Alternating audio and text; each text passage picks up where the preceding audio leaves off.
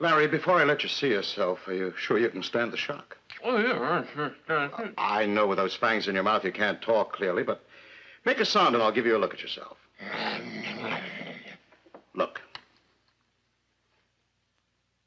What'd you say? Okay, I'll remove your fangs. We can put them back in before we go to the set. Boy, it's so real. I even feel like a werewolf. Though I'd hate to have my girl see me. Pete, you're the end. Oh, thank you, my boy. He's the greatest. Boy, you get no argument from me there. I scare myself. Hey, this is crazy as a Frankenstein monster you made out of Tony. Always the master's touch. You know, I think I'll be afraid to see myself, even on the screen. Oh, you'll get used to it, Larry. Just remember that an artist must have no fear. Why, a creation is almost a sacred thing. All creations. The good Lord created saints, and he also created sinners.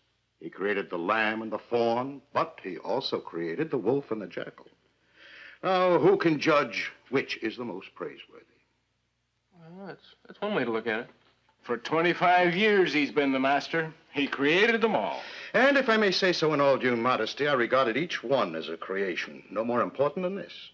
Well, thanks for trying to cheer me up, but just the same, this scares me. Now, remember, my boy, I created you so that you could scare others. As an actor, as an artist, that's your mission. Live up to it. Well, it's time for us to be on the set. We mustn't keep the director waiting. There we are. Fine. Well, come on.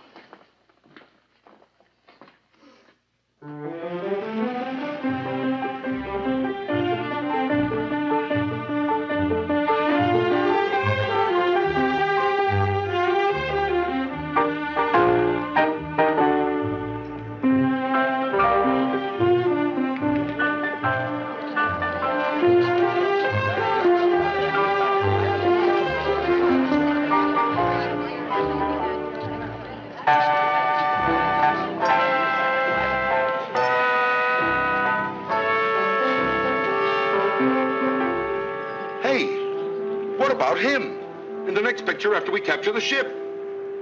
I climb aboard. I draw my sword, and there standing at the helm, it's not the captain, but the werewolf. Terrific, huh? And we'll get old Pete to do the makeup. Not bad, not bad. But how did the wolf get in the ocean? Hello, everyone. Our first stop will be on stage 3, where they are now shooting Horrors of the Black Museum.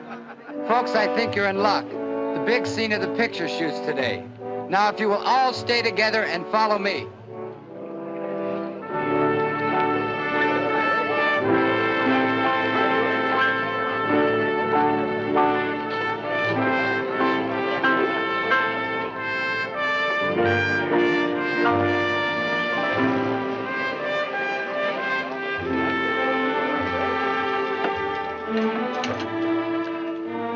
Boy, when Pete makes them up, it's for real.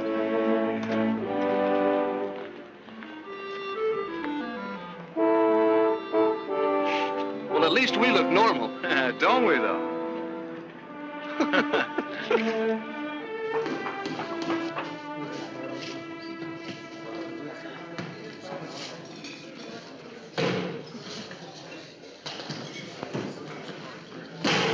Well, here he is, Martin. Great, Pete. Just great. Exactly what I wanted. This is as good and ferocious as your Frankenstein monster. Well, thank you. Get Tony out here. I want to see how these two beauties look together.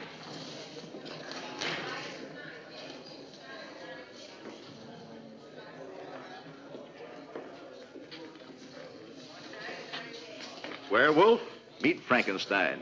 Shake hands and come out snarling. Well, Pete, all I can say is you gave birth to a fine pair of sons. You can be really proud of your creation. Will you be needing me? No. You can rest on your laurels. If I need you, I'll send for you. I'll be in my makeup room. Now, boys, listen carefully. Remember, this is the big scene of the picture. The audience is waiting for this, where Finally, werewolf meets Frankenstein. They hate each other. It's a fight to the death. It's the battle of the monsters, and it must be the high spot of the picture.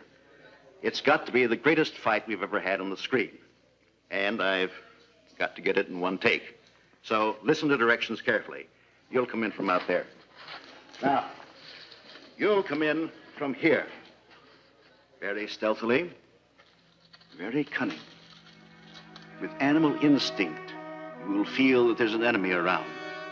You hear something, you stop. You look around.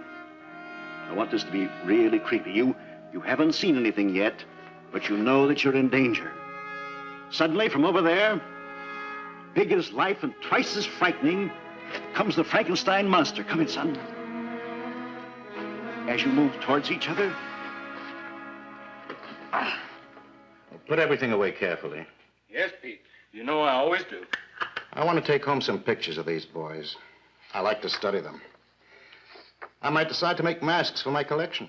You should, Pete. I think this teenage werewolf and teenage Frankenstein are easily among the best things you've ever done. You know, another reason I want to keep a souvenir of this picture is that I enjoy working with these teenagers. They've got spirit and they cooperate. They don't sour on you like some of the older actors. I remember the trouble I had with that old Barry Horton when I disfigured him. Yeah, the picture in which he had the car crash. He was afraid he'd lose his women admirers. A truck was going to run over him, and he wanted to come up without a scratch. Oh, but these teenagers, they've got spirit and confidence. They plunge into a role. They put themselves in your hands. I enjoy working with them. But, gentlemen, it's customary to knock. Well, we don't have to. We are the group that have taken over this studio, NBN Associates. We've personally taken over this lot, and we're going to run it our way. My name is John Nixon. This is Mr. Jeff Clayton. Yes, of course. I read about it in the trade papers. It's certainly nice to meet you, gentlemen. Mr. Dumont, we're going to make some changes around here. Well, you have my best wishes.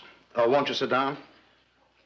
Well, I'm afraid these aren't too comfortable, but perhaps the new regime will provide better chairs for my workshop. Your workshop? That sort of brings us to the point. What point? Mr. Dumont, we won't be needing you after you finish this picture, the one you're on now. Not need me? Yes. Monsters are finished. They're coming out of your ears. saturation. The horror cycle is over. People want to hear music. They want to laugh. They want to see pretty girls. There's no doubt about it. Monsters are finis. I heard that 25 years ago when I created my first werewolf. It saved the studio from bankruptcy. Now, look, I didn't come here to discuss this thing or to argue it with you. That is the decision of the big brass. It's mine, too. Yes, but, well, it's a wrong one, if I may disagree. Why, even psychiatrists say that in all these monster pictures, there's not only entertainment, but for some people, therapy. Well, you know we never get over our childhood fears of the sinister, the terrifying faces we see in nightmares. Well, through these pictures, we can live out our hidden fears. It helps. You live them out, but not on our payroll. Like Mr. Nixon says, people want to see escape pictures nowadays. Musicals, jokes, pretty girls. Yes, but The decision is final. Now, instead of giving you a cold pink slip, I came to tell you in person. It's the human way. certainly is. And we'll allow you a week's severance pay. No, thank you. Keep your severance pay. I don't want your charity. This lot, this room, has been my home for 25 years. Now that you throw me out, don't try to soften the blow with a few cheap dollars. I'll leave when this picture is finished shooting. Okay. That's the way you feel? Turn down money. Maybe you've been living too long with monsters. Sometimes I find them better company than humans. Pete, what are we going to do? I don't know yet. But one thing I do know for sure. They're wrong and I'm right. I'd stake my very life on that. And before I leave this lot, I intend to prove that I'm right.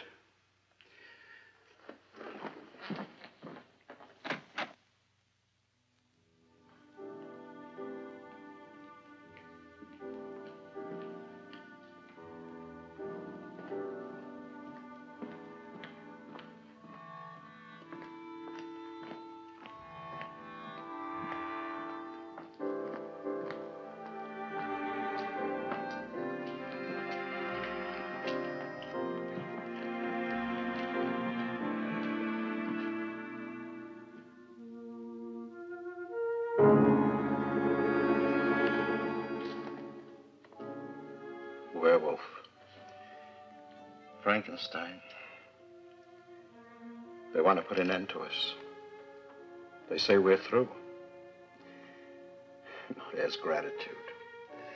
Don't they realize that the monsters I created, from my first prehistoric man through the spaceman of the future, why, all these paid for this studio, made the owners rich and famous. And now they say it's over. But it isn't over. I'll destroy this studio, see it go up in flames before I...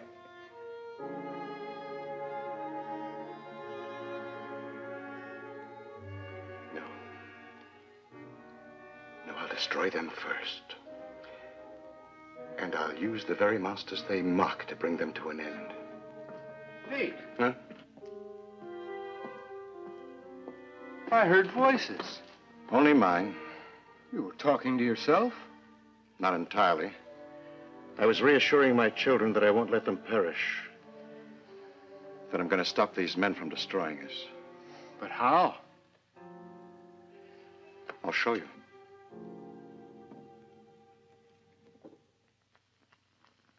Those fools. They think a monster is just put together with glue, hair, putty, foam rubber. They don't realize that a monster, even on the screen, is human and must be infused with a spirit by his creator. Why, if I didn't believe in my creations, they wouldn't believe in themselves. That's why they can throw fear into the hearts of spectators. Pete, what are you putting into that? I'm blending a new ingredient with a foundation cream. It's my own discovery. If they knew how many long hours I experimented with different chemical agents to get better results. Do you remember the time I accidentally added Novocaine? Of course. James Duncan, prehistoric man, couldn't remember his lines. No. Not until I released him. When I ordered him under hypnosis to remember, he did. Well, I'll do the same with these young men. As I see fit, I'll order them what to remember and what to forget. You mustn't try that. Why not? Why, it's dangerous. Dangerous? Why, we're fighting for our lives.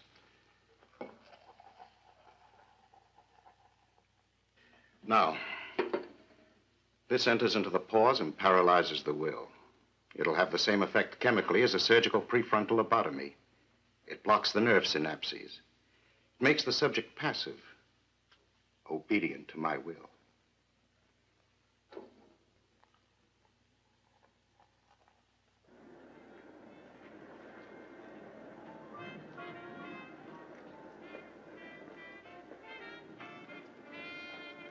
Well, all quiet, except for a light in old Pete's makeup room.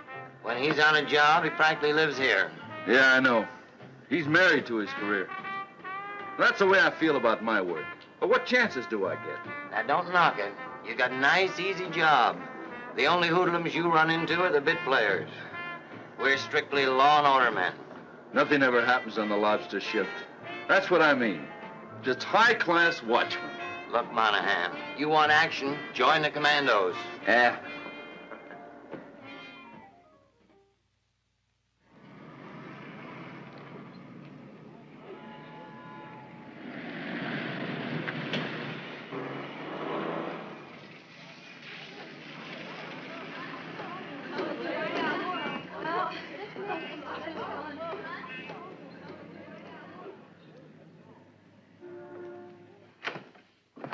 What do you say, Peter? Sit down, my boy. I'll put you in a massage, Pete. I'm glad to see you're in a cheerful mood. Boy, you're not. You look bugged. How would you feel if someone pronounced a death sentence? Are you serious? You should be, too. It's no longer any secret. The new owners of the studio have decreed no more monsters. My job is done. My career is over. Well, actually, that's not too bad for me. I've had my days of glory and triumph.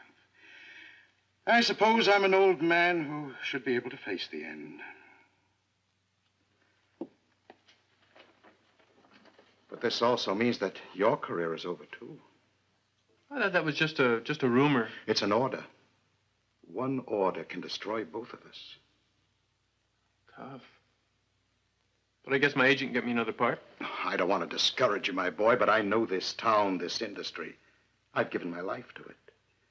The first question a casting director asks is, what was your last part? Well, in your case, the answer would have to be Werewolf and Werewolf Meets Frankenstein. Yeah. I can hear the casting director as if he were in this very room. Sorry, nothing in this picture. But see me when the monster cycle comes around again. Oh, I begin to read you. Don't forget, Larry, the people who've seen you, your fans, don't know your real face. The only hope you have for a future is here.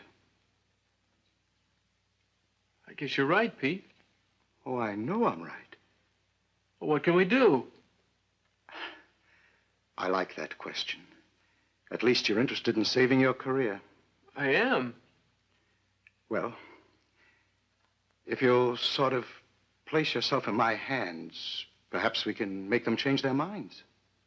Go ahead, Pete. I'm with you.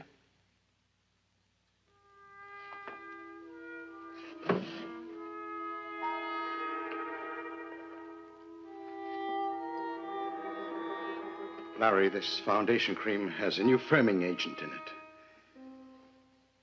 Something that I perfected. So don't worry if you feel your skin tightening. Don't worry if it makes you feel... It does feel kind of cool. Remember, my boy, it's in your best interests. Do exactly as I instruct you. You will play your scene well today. But after you've completed it, instead of coming back here,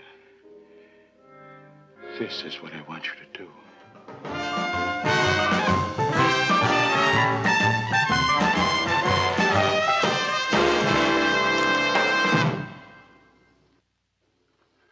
Well, congratulations, Banks. The rushes are fine.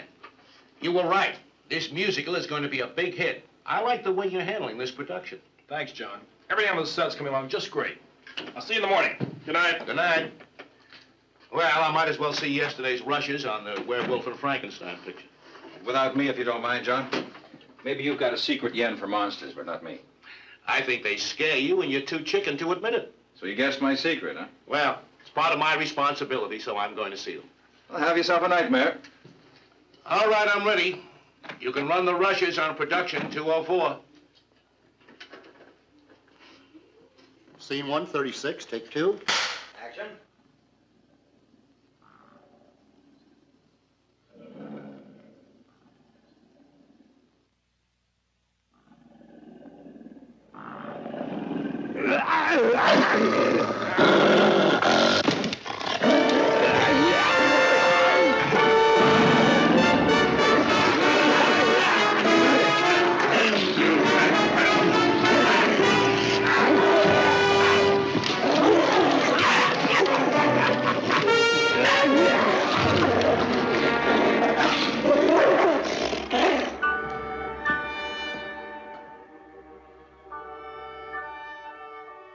Now, you're sure, my boy? Nobody saw you. And you did exactly as I told you? And you came back exactly as I said? Good. You'll forget this after I wake you up. You won't remember a thing afterwards. You...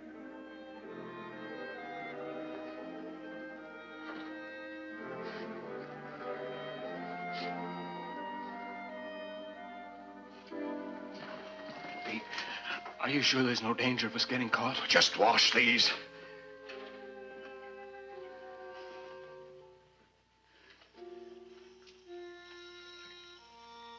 Now wake up, my boy. Wake up.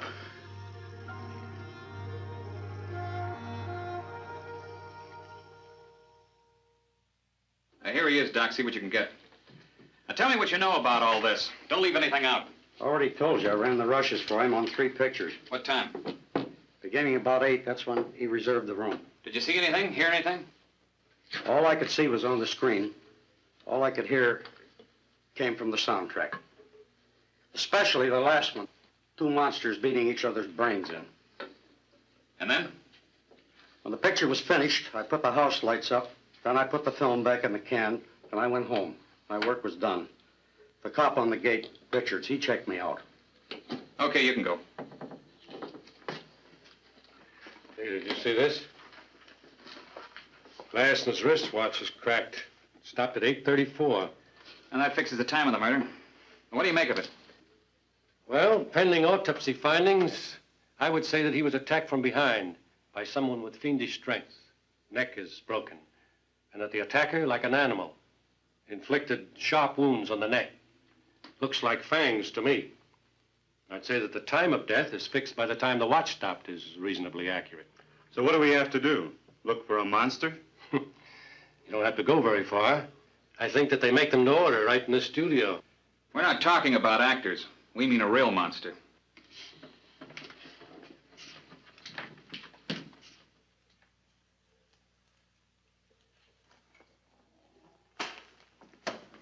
The news hounds will have a field day. What a way to start off the new regime. You've got to move fast. Well, we'll do the best we can. The PM didn't help us very much. All it established is he was strangled and his neck was broken. That could have been done by a human, but he was also clawed and bitten. That part is inhuman. I'm not interested in your speculations. I just want results. Nixon was my friend. You know, it's one thing when an Eastern hoodlum comes out here to cut in on juicy California territory and the local mob turns him off. But when an Eastern executive is killed in the West, in his own studio on his first job, well, maybe you can help us. I'll be glad to. Any way at all. Did he have any known enemies? Not out here. How could he? And certainly not enemies. He may have had rivals for his job, but they wouldn't resort to murder. In the entertainment business, the mortality rate is fast and high enough. You have your eye on a certain spot, all you need is patience. So wait a little bit. You're bound to get your turn. Well, did he antagonize anybody out here?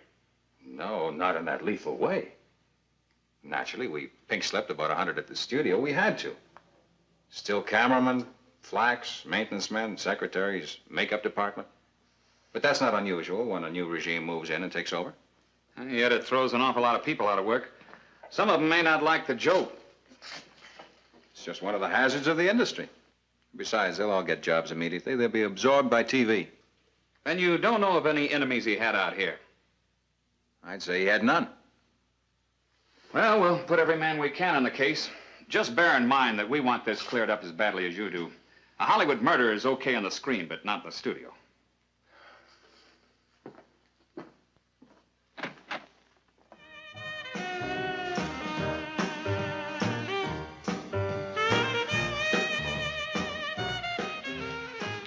What is it, Larry?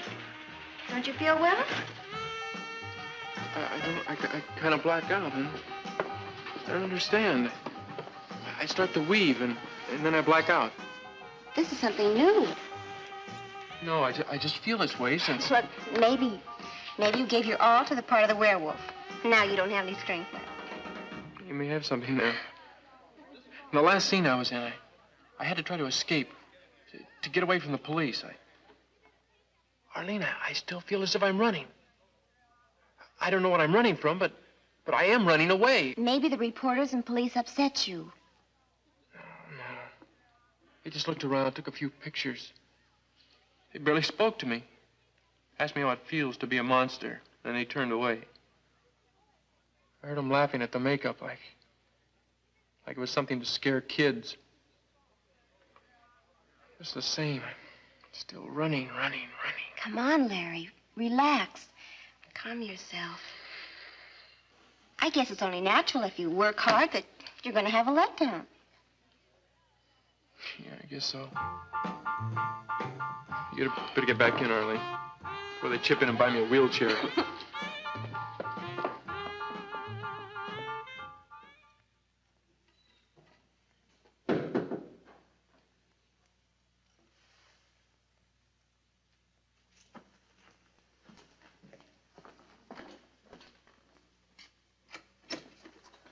Working late again, huh?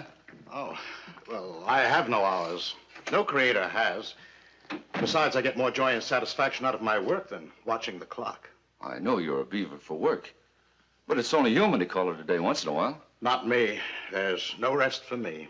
You should, though. Take it easy, I mean. It puzzles me why you knock yourself out, especially when you're through here. This is your last job. So you know, too, huh? It's all over the lot. But it's no disgrace. Believe me, you're in good company. Half the old timers get pink slips. Did you? A cop doesn't make enough money to be a drag on a payroll. But I might just fire myself up. Oh? I never kidded myself that walking a watchman's rounds would move me to the top. No, I guess not. Take most of these studio cops. They're retired policemen looking for a soft touch. But not me, though. I've got different ideas. If I were chief of police of this studio, I'd run it real strict. No one would get on this lot without a pass. And I'd put on 2 night patrols. That new boss, Nixon, might not have been killed if my system had been in force. Too bad it wasn't. But now, I'm hep to something that might just put me in line for promotion.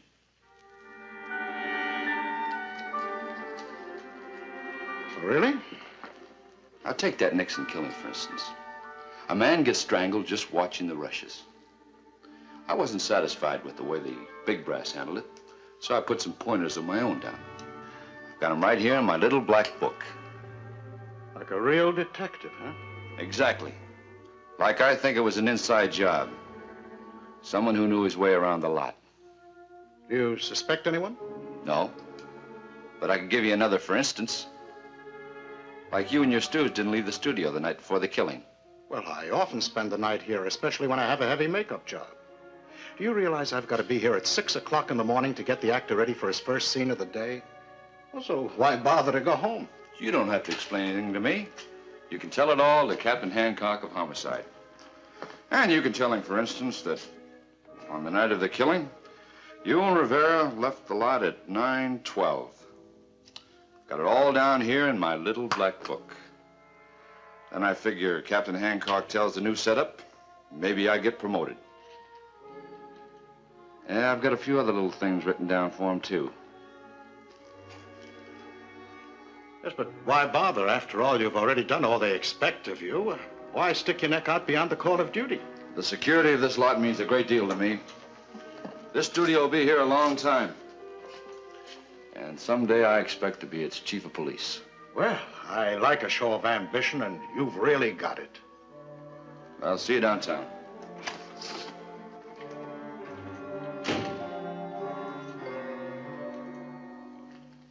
Rivero, come help me quick.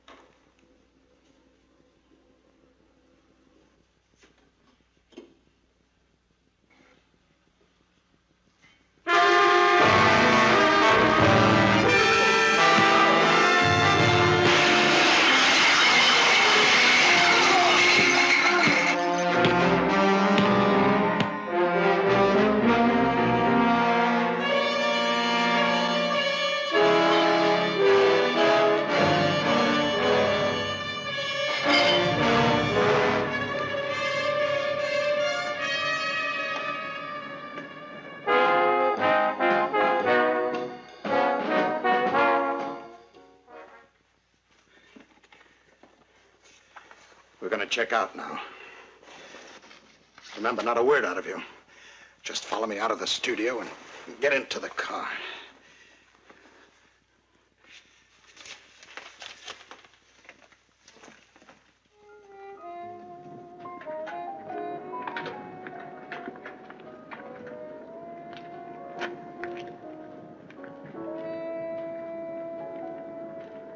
Well, Pete, you don't get overtime for this, although I bet you earned it.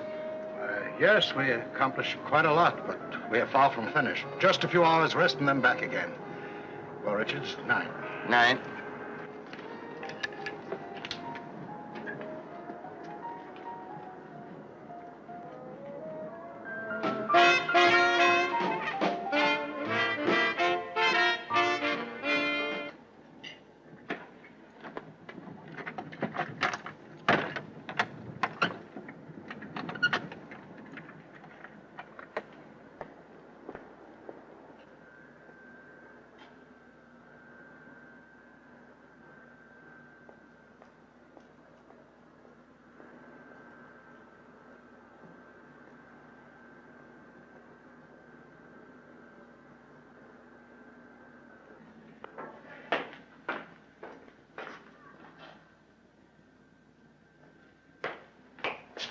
Hey, Monahan!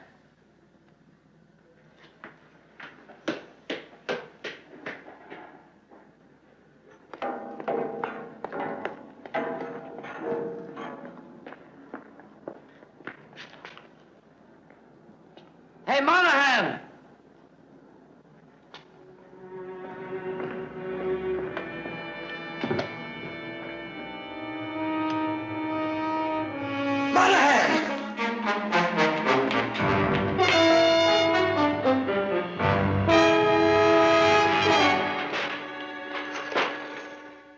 They must have put up a terrific battle.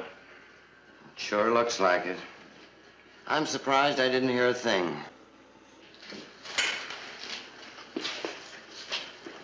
Now, this makes no sense, killing a watchman on his rounds.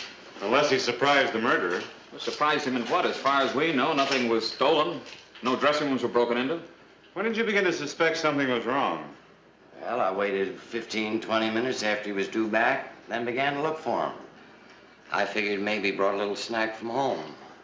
He used to tell me his wife worried about his stomach. I thought maybe he went to eat it in his car. But after I checked his rounds... Anybody come in late? No. Anybody leave? A couple of late shift maintenance men. Pete, the makeup man, with his assistant Rivero. You better get their story. You got an address for them, this Pete and his assistant? Well, not in the booth. Payroll would have it. Anyway, Pete will be back here in a few hours to make up this young actor who's playing Frankenstein's monster. How early? Oh, maybe 6 o'clock. But this Pete, he's a harmless old guy. Just the same, get his story.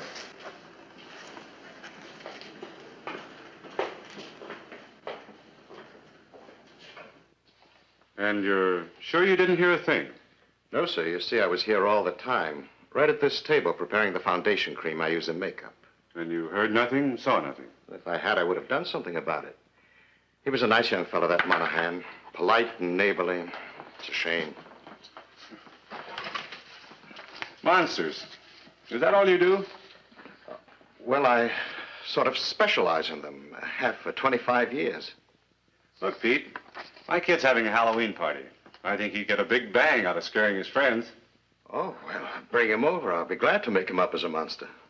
In the meantime, don't make any sudden trips. The captain might want to see you downtown. Oh, I won't. Believe me, I won't budge until this picture is finished shooting. Now, if you'll excuse me, I have some work to do.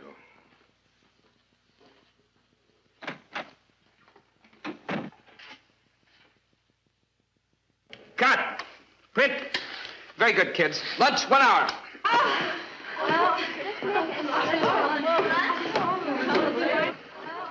Hey, see what I mean, Pete? I certainly do.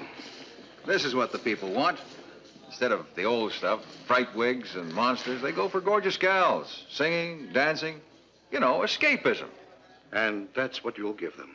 Got to. It's the wheels of progress. The automobile kills off the horse and buggy. The freezer puts the old-fashioned icebox out of business, and so it goes. You're right, Mr. Clayton. The wheels of progress, no matter whom they run over. That's the way the footage cuts.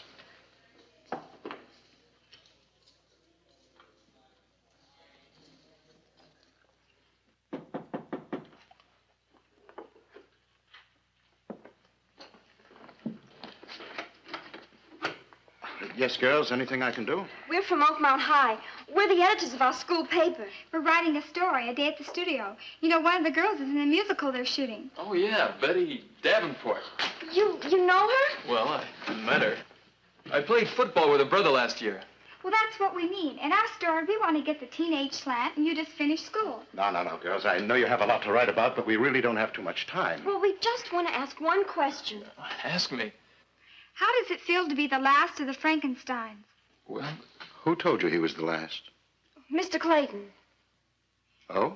Well, we had to get permission from him first, and then we described what we wanted, and he suggested that as a good question. I know the question. Well, go ahead, Tony. Answer it so we can get on with our work. Well, first or last, I'm going to do my best. That's a big opportunity for me. Thank you very much. We'll get pictures from publicity. Thanks again, and good luck, Tony. Goodbye, Tony. Bye. You see? I was right when I told you they were cutting the ground from under us. Now, remember, my boy, this new ingredient that I put into the foundation cream may tighten your skin. But as I told you, leave everything to me. Now, you'll be great in your last scene. When your enemies come upon you, you'll have maniacal strength to fight them off. And also remember, this maniacal strength will linger in your arms and hands. And with it, you'll destroy your real enemies. Exactly as I instruct you.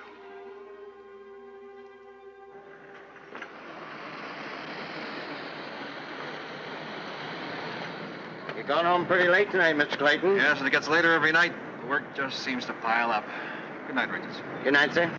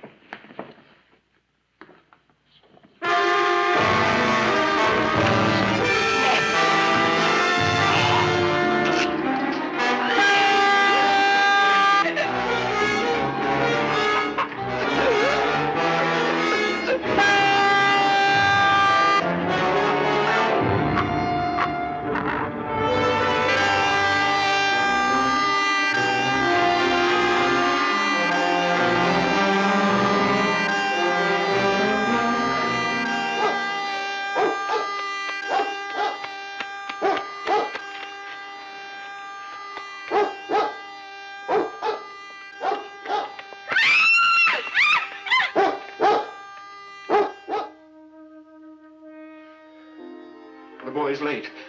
Do you think anything's happened? You're always ready to think the worst. He'll do exactly as I told him and come back here to your house. There, you see? Well, go ahead, open it.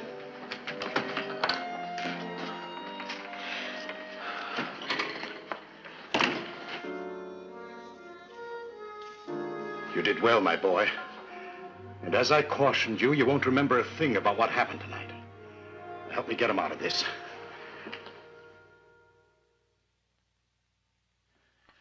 Third studio murder shocks Hollywood.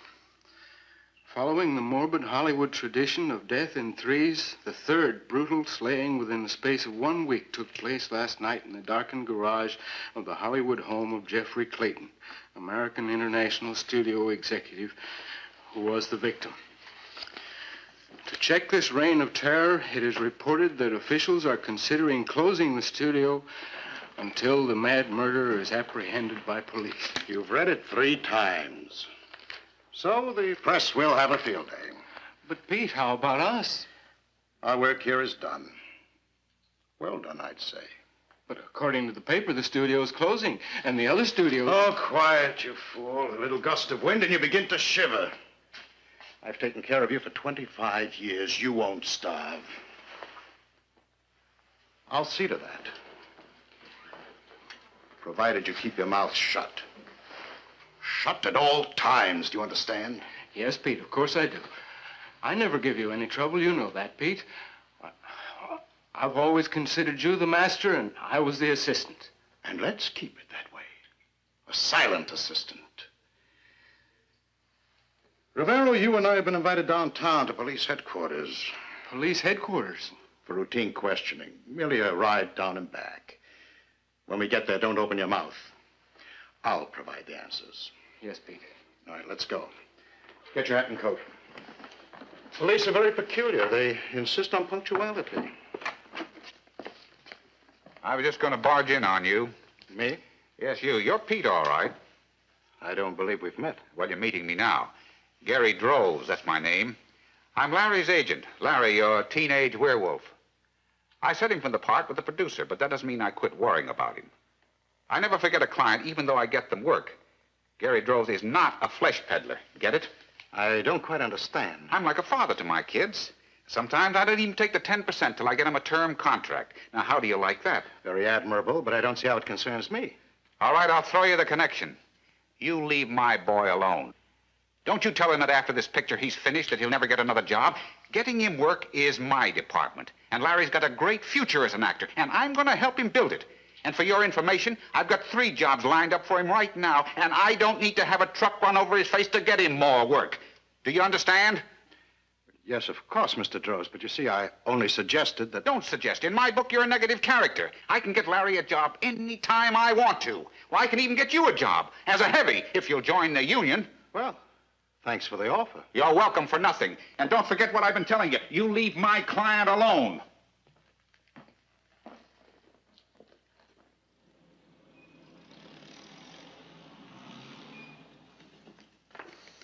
I tell you, Pete, since that maniac's been on the kill, I've had no sleep.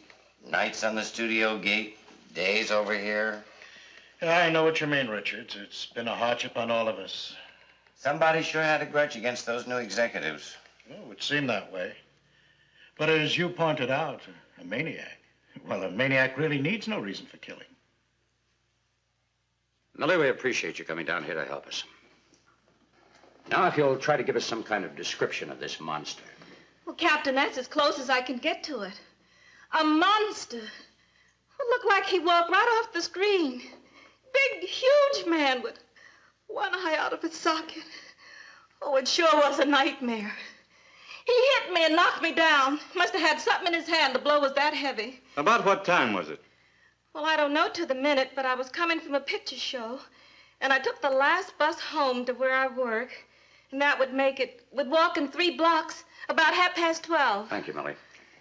We'll probably want you to try to identify this monster from any suspects we pick up. You mean I have to come down here again? Well, I'm afraid so.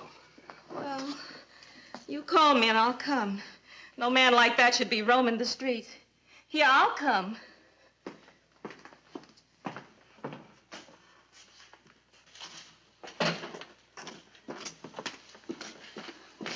You can come in now, Richards.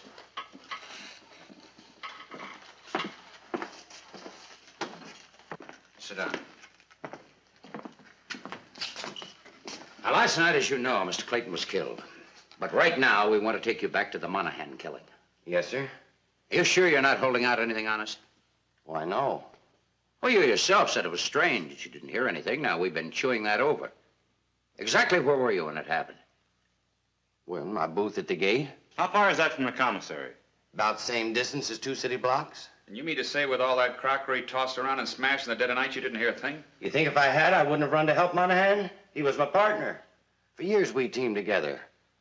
He was younger than me, but we got along swell. Now, we're not accusing you of any dereliction of duty. We're just trying to get a clear picture, that's all. Well, I didn't have the radio on. Loud? Yes, quite loud. It isn't that I'm deaf or anything. I just happen to like loud music. How was I to know there was a killer loose? It's no crime to listen to the radio. No, I guess not. But think of the maintenance men, their grips, the gaffers. Even the secretaries. Think hard about everybody that passes your booth in and out. Among all those, any sore heads, anybody with a grudge? No. Lot was run like a happy family. Why, in my 10 years there, not a beef, not a gripe. Just friendly hellos and goodbyes. Why, even at the parties on the set. You know, the usual shindig after pictures finish shooting. A few drinks, some eats, laughs, a lot of laughs. Just one happy family. Yeah, well, it's not happy now. Now, you go back to the lot. Turn the radio off. Keep an extra eye open all the time. If you see or hear anything, if you suddenly remember anything, any suspicious characters you see hanging around the gate, anyone who tries to sneak past you, call us. I will. You bet I will. Thank you.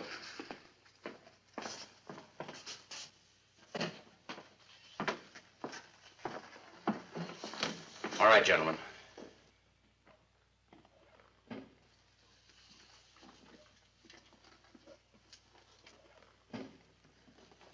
I'm Captain Hancock.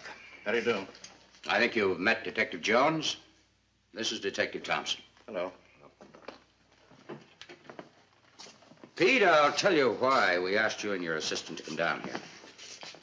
A little while ago, we questioned the maid who was knocked down by a man who might have murdered Clayton. Time in the street. Check out. Oh, then you have a clue, a suspect. No, only this. She claimed her assailant was a monster. Well, I suppose any victim of any assault would get delusions about an attacker. No, she was quite specific. She had a good look at him. She claimed he was huge, big arms and shoulders, had one eye out of its socket. Well, sounds rather as if she had hallucinations. Of course, since she was hysterical, I can understand. No, she was quite sure of her description. I buy her story. She made sense to me. Well, gentlemen, what's expected of me, of us? We want your views on it. You're supposed to be an expert. Well, I am an expert. Well, in that case, do you think that some crackpot, after seeing some of your monsters in a picture, I mean. They're playing all over town. Now, do you think a weirdie like that could have tricked himself out in imitation and got carried away? Now, how can I put myself in the position of what you call a weirdie? Well, anything is possible. But in an amateur, the results would be crude. It doesn't take the finished product to commit a murder. I'm no authority on murder. That's your department. As for me, my job is to take an actor and transform him into whatever offbeat appearance the part calls for. Yes, I create a monster, but I don't build in violence. What do you know about all this? Why, nothing. I didn't do anything. You have an opinion, don't you? Rivera wouldn't know anything about it. Let him speak for himself. How long you work for Pete? About 25 years. Well, you certainly should have learned the tricks of the trade by now, then. All I know is I've been a good assistant. But if you wanted, couldn't you make somebody up to frighten people? Well, he told you he was only my assistant. You shut up and let him talk for himself. Sure, he's your assistant. We know that. How far does his assistants go? Now, who do you live with? I live alone. Where? Off Crenshaw, 1564 Sorrento Street. You ever been married? No, sir. Haven't you got any nephews, cousins? Or maybe some of the neighbors' kids asked you to make them up just for a prank. And maybe you didn't tell your boss, but on your own, because maybe you think you're just as good an artist as he is, you turn loose a monster. Well, tell me, did you? No! I only do what Pete tells me. I'm a good assistant. Ask him. Ask him! Why don't you stop all You've this? gone far enough. Just because you have no suspect is no reason to bully him. Then why aren't you more cooperative? Now, look, we know you live in a world of make-believe. All right. Come out of it. Look what we're up against. 3 shocking murders committed. 2 of them at your studio while you were there. But we weren't the only ones. Now, we're questioning everybody. I'm sure you gentlemen can solve those murders without us. I wish it was possible to really help you. Well, there is something you can do. Think back. All the actors you've made up in other pictures. Think of how they talk, what they said to you. After all, you were close to them. Do you believe that any of these, for one reason or another, might go berserk? I'm sorry, offhand, I can't recall a single one. Thanks to our makeup job, they may have looked like killers. But under the grease paint and putty, they were only actors performing a role. Now, are we excused? Yeah, I believe so. I can go, too? We'll get back to you later. As I said, any way we can, we'll be pleased to cooperate.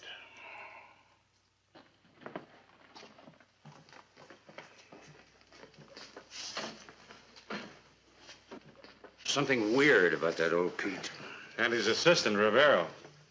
Maybe that's what comes from spending all your life with monsters. I don't like the way he's under the thumb of his boss. Well, you certainly tried to shake him loose. Were you really aiming at something? Pot shots. Pot shots. I'd hoped that they'd give us something tangible to go on, but I doubt it. They know more about make-believe monsters than they do about killers.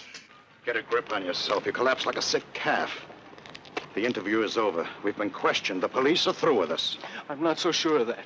I didn't like the way they looked at us, or the way they dig at you, and the way that big fella said, I'll get back to you later. That's routine stuff with all police until the murder is solved, until the case is closed. Well? Well, what? I'm in no mood for riddles. What? Do you think this case will be solved? Well, it nearly was, with your help. If I hadn't stopped the detective from questioning you, you would have told him everything. You certainly were on the verge. You should have seen your face. You were ready to crack, split wide open, and spill everything, weren't you? No, I'd never give you away, only... Only what? Well, when they pressed me to the wall... Is the time to keep your mouth shut? Why did you say I do only what Pete tells me? Why? Well, it's true, isn't it? I do what you tell me. Well, not when you say it in that sniveling voice, and definitely not when you tell it to the police. It's as if you already had it in the back of your mind to betray me and save yourself. No, Pete, I'd never do that. I'd never betray you. I swear I'd never do that. Well, you stay that way and I'll protect you. Anyway, time's on our side. The picture's finished and our work is done. It's done, all right. But there's still the two boys, Larry and Tony. What about them? Well, don't you think the police will get to them? And if they're questioned... Rivero, those boys are still under my control. You'll see they'll be waiting for me at the studio. Now, calm yourself. Take after me. See, I'm not the least bit worried. I know I can trust you. And I'll make sure the boys remain under my control. Now, get in there.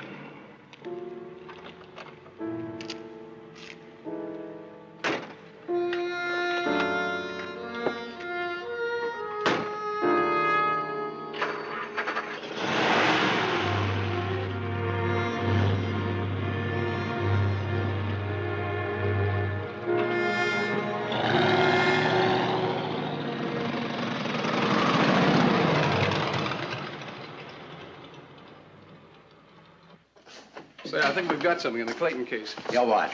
Well, we analyzed the scrapings from under Clayton's fingernails. What'd you find? Grease paint, putty. You mean the killer wore makeup? Well, he must have. We've already checked this against a trade product put out by makeup companies, and our first findings are that the pigment and cosmetic base used in the sample we analyzed was special, like homemade. Instead of linseed oil, a blend. Anyway, we'll have to check suppliers for beauty parlors and studios. That can wait. There's one studio we're going to check on now, and you're coming along with us. Get your equipment ready. We may want to make a spot analysis.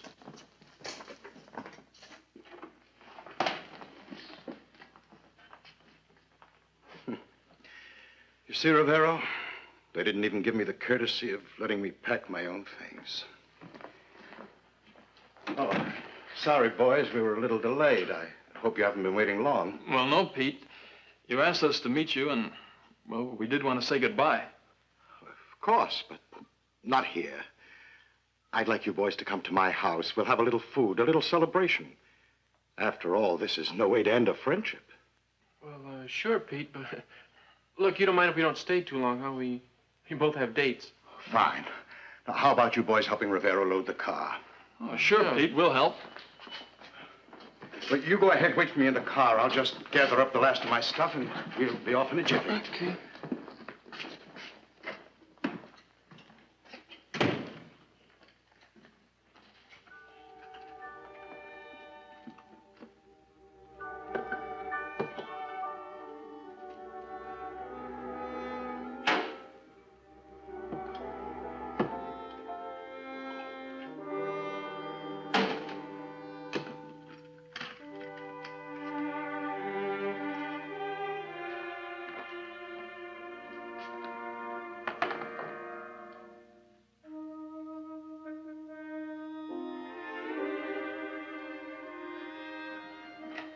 Hi, Pete. Oh, well, it's nice of you to drop in. I've been working with the film editor. I heard you were checking off the lot today, and I wanted to say so long. Thanks. After 25 years, I'm through. This place has many memories for me. Too many. Pete, I hope we get to work together again. Well, thanks. I appreciate your sentiments, but I'm finished. You'll be back. You'll be back in all your glory. One picture can do it. Maybe one of those foreign imports. and the whole monster cycle is on its way again. And producers will be clamoring for the old makeup wizard. It's nice of you to say it. Well, good luck, Pete.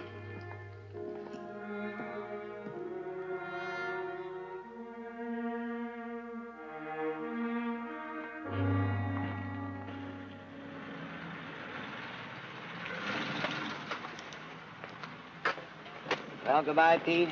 Goodbye, Rivero. Take it easy. Bye, Richards. Oh, Richards. On the top shelf of my closet in the makeup room, there's a bottle of bourbon. I got it as a present. Never opened it. I don't touch the stuff. Go ahead, take it. It's for you. Have a snort on old Pete. Thanks, Pete. Bye.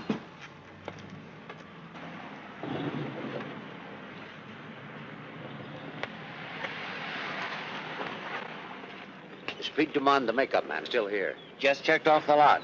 I know where his makeup room is. Let's go there first.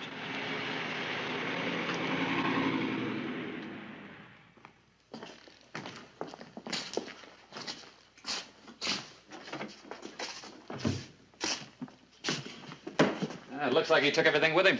Yeah, clean sweep. Except for this. Well, let's have a look.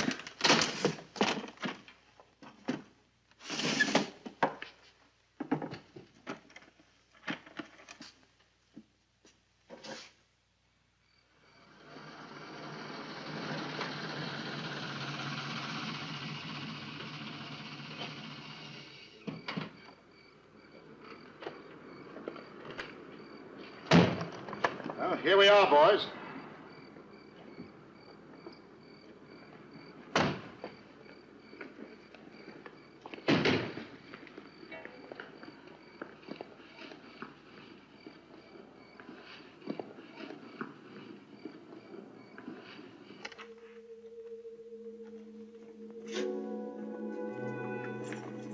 You leave the boxes there, boys.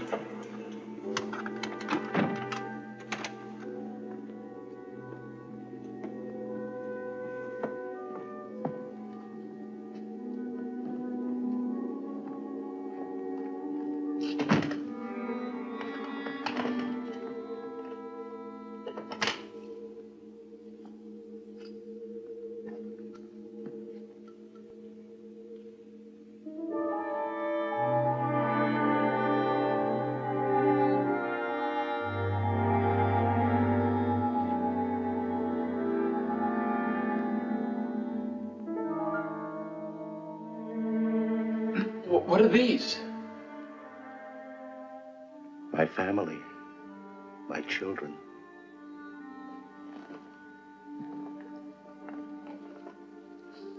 I'm devoted to them. I've arranged them here with great care, as you see. I see. You called them your children? Why, yes. Later, I'll tell you their history, how each one came about. But now let's just look at them.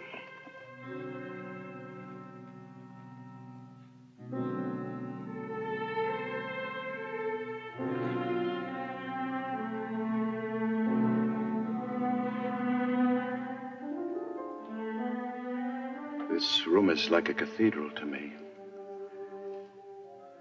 This is where I come when I need help from a source stronger than myself.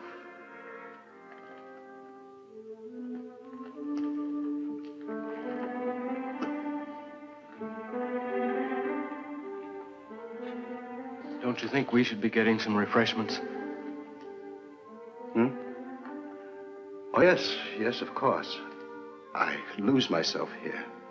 After all, I'm your host. Make yourselves at home, boys. It's the first time he's had guests here.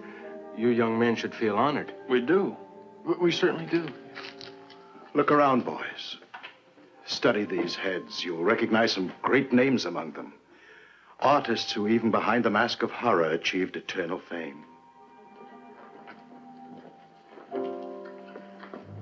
Study them closely. They'll be an inspiration to you.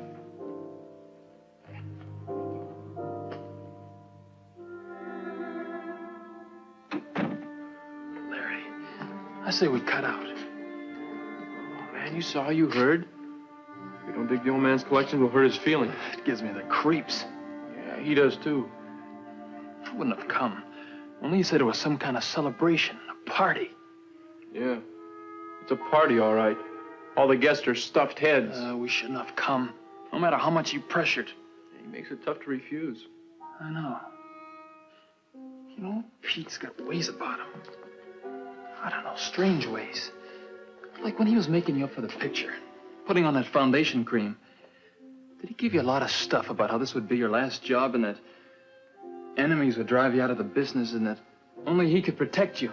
Yeah, he did. Hey, I meant to check with you about that, only I forgot. I don't mean I forgot in a careless way. I just forgot. Like when he finished, everything kind of left me. You know, like went out of my head. Yeah, me too.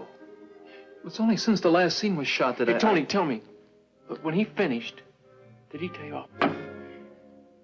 Pete, I never criticized you, but I believe you made a mistake in bringing Larry and Tony here. Why? I don't think they can be trusted. Nonsense, not trust these boys. They've already demonstrated quite favorably that they obey my orders. You know I have them under control. But you won't. Now that the picture's finished and you haven't helped their careers, your control will wear off. And the police are sure to talk to them. It's quite possible. And when the police begin to pressure them, they're bound to crack. That's why I want to leave. To visit my brother on his ranch in Arizona. Rivero, my old friend. I see your point. You want to leave me to face whatever comes alone. Oh, no, Pete. I just want to get away for a few weeks' rest. And you do this not because of disloyalty to me, but because you don't trust Larry and Tony. Now, isn't that why you want to leave? Yes, that's it. These young men are not strong the way you are. No, of course not. If only they had your devotion to me, your iron nerves. But they haven't. What a source of strength and comfort it is to me that I can be sure of you. Of course you can, Pete. And should the police speak to you alone, you wouldn't reveal a thing? No, not a thing. Even if they gave you a third degree, they couldn't squeeze the tiniest bit of confession from you, could they? Of course not. But these boys, they'll crack. Yes, Pete. And I tell you now, if anything happens to you after I leave, they'll be the ones to blame. The boys, not you. Not me.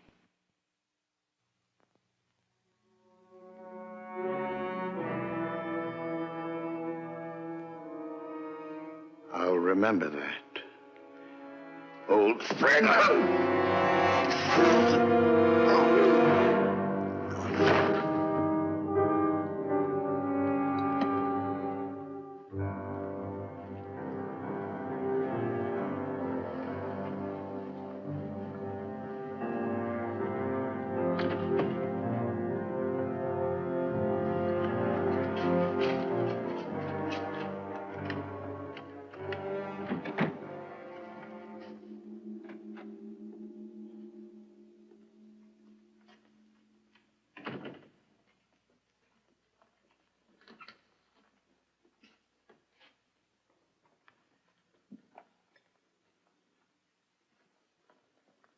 Your refreshments, boys. Ahead, you must be thirsty. Yeah, my throat is getting dry. Where's Rivero? Oh, he's in the kitchen preparing dinner. We're not hungry. Not at all hungry. Well, you don't have to bother, and in fact, Larry and me have sort of a, dinner date. But you mustn't think of leaving yet. I brought you both here for a purpose. I can't let you go until that's accomplished. What purpose?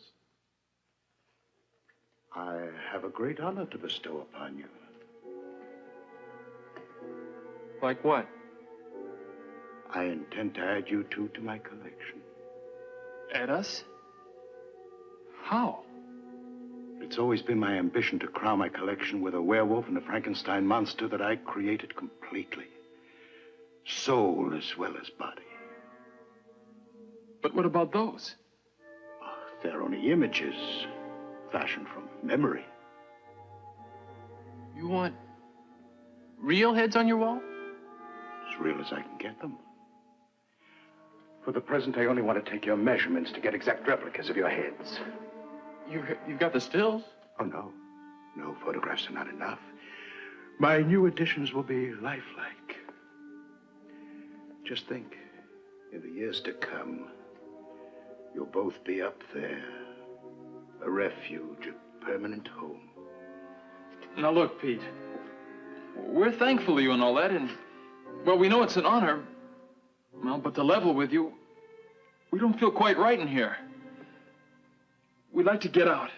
To tell you the truth, we tried. But you locked the door. Yeah, so just let us out. Is that how you repay me? Now look, Pete. You did something to us. Tony and I talked it over. Can't exactly put our fingers on it, but it's the same we want to leave. After all my big plans for you, were you two trying to break away from me, from my influence? Now don't try to confuse us anymore. We don't want you or your influence. Now just open the door. I suppose if I let you go like a pair of sniveling babes, you'll go running to the police. What's the police got to do with it? As you know, there were 3 murders committed. What's that got to do with us? I'll tell you. The new executives threw me out. I swore I'd bring the studio down over their heads. I did. The studio's practically closed, and they'll never issue another order. 3 murders, and we're all involved. Each of us must take credit for one. You're crazy, Pete. Not crazy enough to let you escape.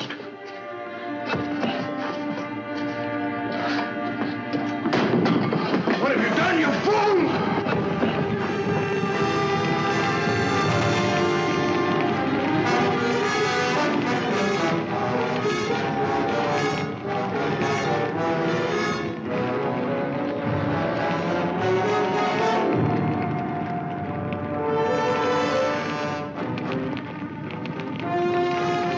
Children! I must save my children! You fools! What did you do? My children are dying! Save my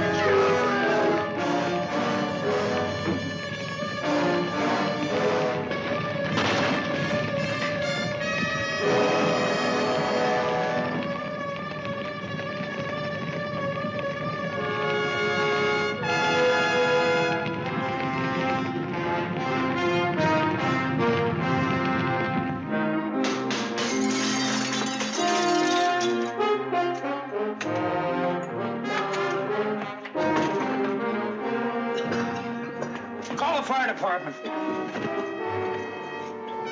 Break it in.